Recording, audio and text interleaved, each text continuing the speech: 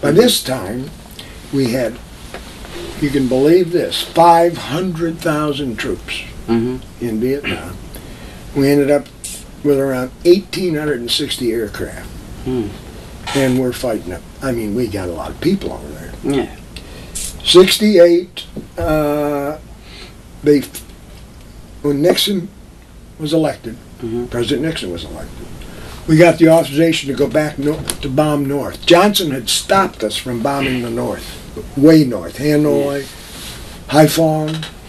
Our hands were tied. We couldn't win the war. We couldn't win the war and not go after the big targets. Nixon released us to do that for a while. I got there right at that time. So I got to do a lot of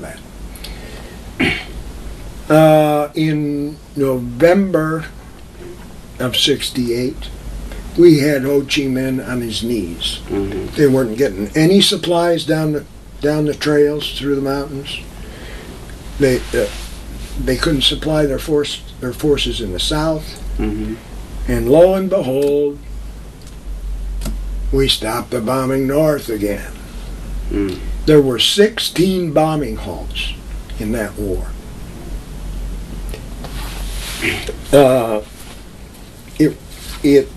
Then they tried to settle it with peace conferences in Paris. Didn't work. Ho Chi Minh wasn't backing off. When we stopped hitting him in the north, he just kept bringing supplies down, and it was getting tougher all the time. We're killing good kids over there all the time and getting nowhere.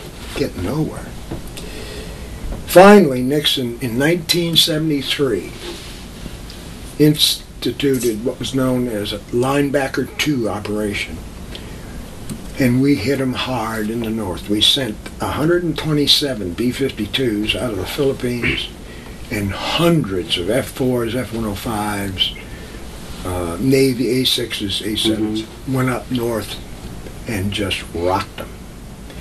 That brought Ho Chi Minh to the conference table in Paris in 1973. The war, there was a ceasefire called, the country was split, again divided. The north stayed, the north and the south. And we promised the south that when we pulled our troops out that we would never abandon them. Well, in 1975, the north came down and just overran Saigon, renamed it Ho Chi Minh City, and that's the way it is today. Sad story, a sad, sad story. Now the sadder story in terms of the air war portion is that we fought the war with one hand behind our back. The strategies that were developed by the civilians never, ever could have won that war. There was one point, started in 1967, and when I was there, the president and his civilians sat around at lunch on Tuesdays and picked our targets. And Johnson made the statement one time, they can't even hit an outhouse over there unless I tell them to. You can't fight a war that way and win, Kyle. And we didn't win. We didn't even tie. And we lost 58,000 American troops, 350,000 casualties. The North Vietnamese lost 900,000, and the South Vietnamese lost 400,000. It's a lesson that we learned, and I just hope we never forget it. That's a long answer to a short question, but that's the history. When did you, or no, let's see, what branch of the armed forces did you join? I was Air Force.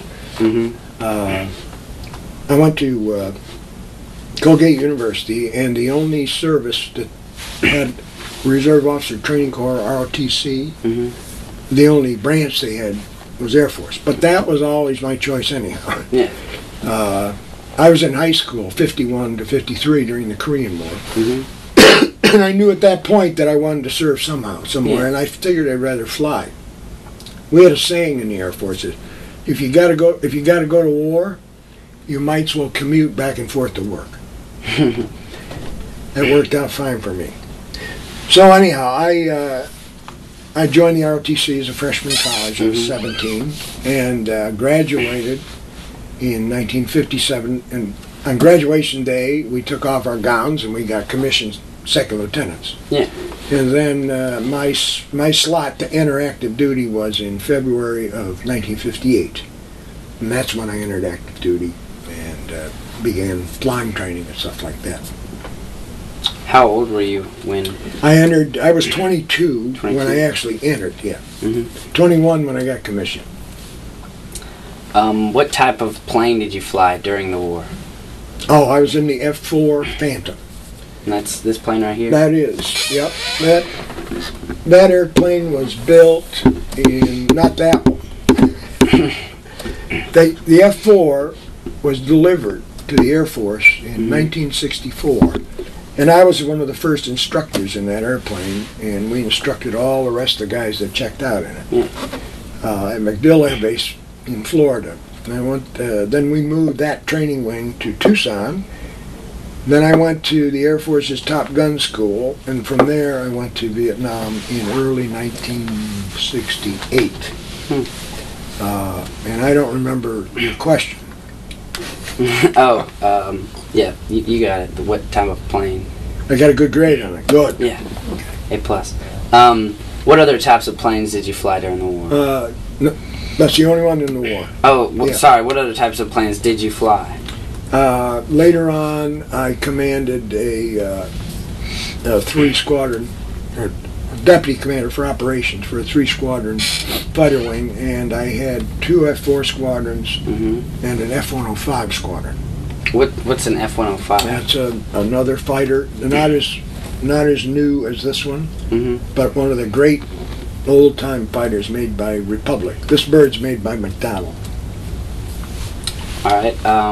What was your job in the planes? When I went into service, I went to basic navigation school, and I went to advanced weapons navigation school. I went then to, and I didn't touch on this, but I went into photo reconnaissance in Europe and flew in the RB-66 for 4 years, England and France. That's when I got selected to be an instructor in this bird here. Came back, checked out in it, and I had the best of both worlds. Yeah. I went to navigation school, but then they said we want our backseaters to be able to fly the bird.